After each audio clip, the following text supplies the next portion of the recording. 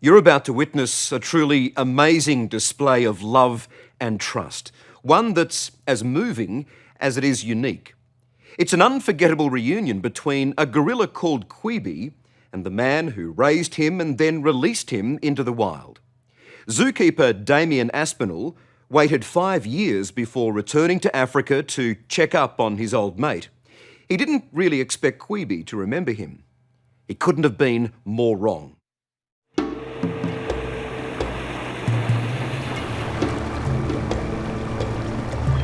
Damien Aspinall is on a very special mission deep in the African jungle. Come on! This is no easy expedition. Come on! Come on, then! It's like searching for a needle in a haystack. Come on!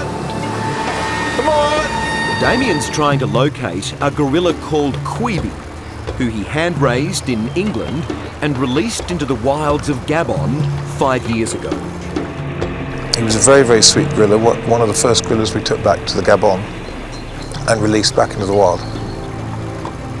I wasn't quite sure how he was going to react. He'd attacked the last couple of sort of human contacts that he'd come across, so he was considered dangerous. But after days of searching, Come on, then! a familiar face appears from the dense jungle.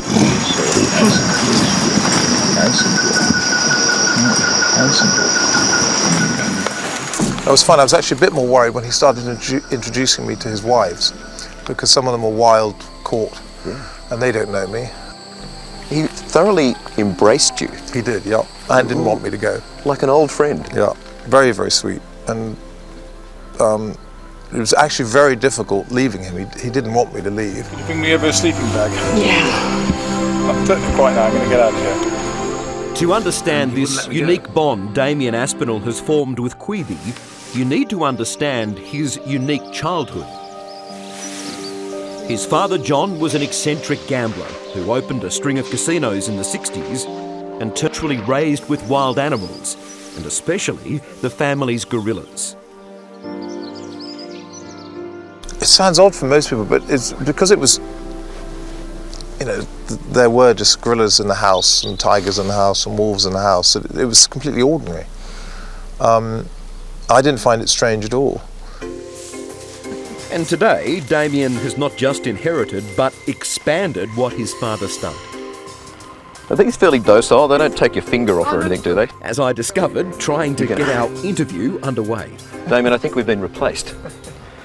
This is you in lemur form, and this is me as a lemur. May I say both better looking? Would you like to interview Damien? It's pretty obvious this is no ordinary zoo. Damien Aspinall is certainly no ordinary zookeeper. In fact, he's the most unlikely of animal activists. They need, I guess, for want of a better word, an ambassador to protect them and look after their interests. There's enough people looking after human interests, and I don't think there's enough people looking after the interests of animals. So I feel very passionate that I have to fight for them and try and protect what I think is rightfully theirs. You're going to get the whole lot, aren't you? There you are. Oh. Damien has established a groundbreaking program which he calls Gorilla School. The mission? To teach these captive gorillas, born and bred in the English countryside, to live wild and free in Africa.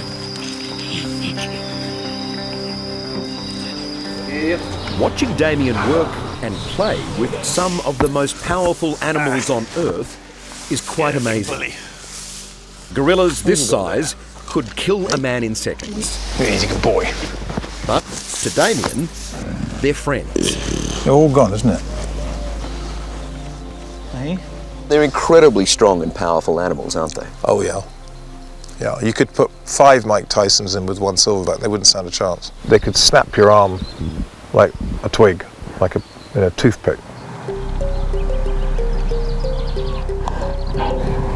From his casino millions, he funds the Aspinall Foundation, which breeds more gorillas than any other program in the world on this large estate in the English countryside, which looks more like an African wildlife sanctuary. variety of diet is terribly important. In the wild, they have about 140 different types of food, and we give our gorillas about 130 different types of food. He has more than 80 gorillas on the estate and would love for them all to be free in Africa. But that's a slow and carefully controlled process. We protect 1.2 million acres of wilderness in Africa, and we've reintroduced 53 gorillas back into the wild, and they've had 18 offspring. It all looks easy now, but actually it was very, very difficult and took a long time to do. Hello, gorgeous. Hello, gorgeous. There you go. Listen to that sound. But he also saves dozens of other critically endangered animals, like the clouded leopard. With a particular a fondness for the taste of cameramen. What can we extract? What would you pay us right now to ensure you don't get a bite? They're certainly not tamed pets, but Damien is comfortable getting up close and personal. How rare are these in the wild? Oh, these are very rare. These are, critically endangered animals. Hello, hello. Good lick of the ear. This was when he took the ear off the last presenter. Yeah. About this point. I am okay here, right? That's crazy. It's rough, isn't it? I have a cloudy leopard on my back. Oh. Gently. He's okay? Yeah, I'm okay. Yeah, You sure? you're fine. Handsome boy. Isn't this amazing? Isn't this amazing? Yeah, handsome boy. And then there's Ambam, the 6-foot silverback who walks and looks like, well, one of us. Ambam became a star when he was caught on camera walking upright. When you look into a gorilla's face, do you see the similarities when you're looking into their eyes between us and them? A mean gorilla can have a mean face, and a kind gorilla can have a kind face, just as you can see that within humans. But the zoo's unique ways have come at a cost, with 5 keepers killed and several other workers and tourists severely injured. It looks like they're ready for you now. Yeah. All right. Have fun in there. We'll see you through the fence. Great, thank you. These days, human interaction with animals is heavily restricted, but the rules don't apply to Damien. He believes that contact is important.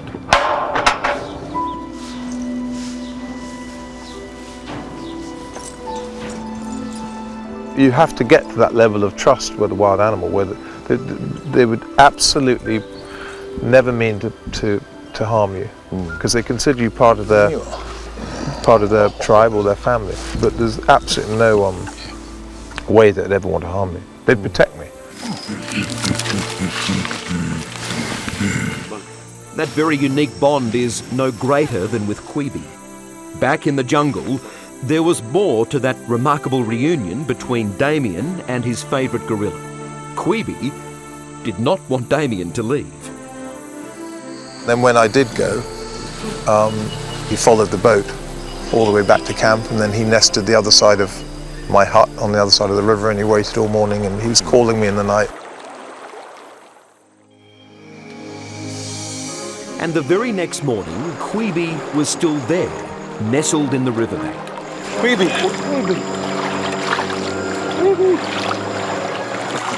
Kwibi, he's a lovely boy. I can see you. Yes, I'm coming to see you. Oh, you boy. It's very touching, that, isn't it? I mean, it's Incredibly touching. it's not easy to get that sort of depth of friendship with a human relationship, let alone an animal. And that's a very, very deep bond. It was obvious. It is. I mean, and I can consider the bond I have, not just with the gorillas, but a lot of the animals here, but obviously particularly the gorillas, as good as any bond, or better than any bond than humans. Because of that bond, and thanks to Damien, these gorillas have a future.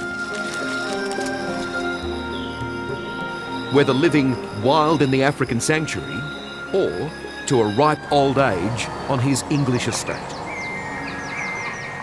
They're so smart and beautiful, and their strength is so obvious, and they're so restrained in their strength. You know, they could be such bullies, but they're not. I don't think I could live my life without being surrounded by these animals. It's quite short.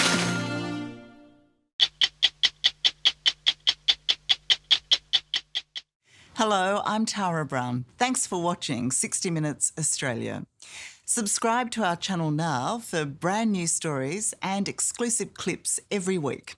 And don't miss out on our extra minute segments and full episodes of 60 Minutes on 9now.com.au and the 9Now app.